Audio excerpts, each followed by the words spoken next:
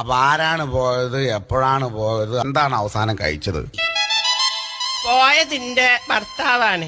മൂപ്പര് ഞങ്ങളെ കല്യാണം കഴിഞ്ഞ് 6 മാസം ഞങ്ങൾ ഒരുമിച്ച് ജീവിച്ച് 6 മാസം കഴിഞ്ഞപ്പോ മൂപ്പർക്കൊരു പൂതി. അപ്പൊ 6 മാസം കഴിഞ്ഞപ്പോഴാണ് മൂപ്പർക്ക് പൂതി.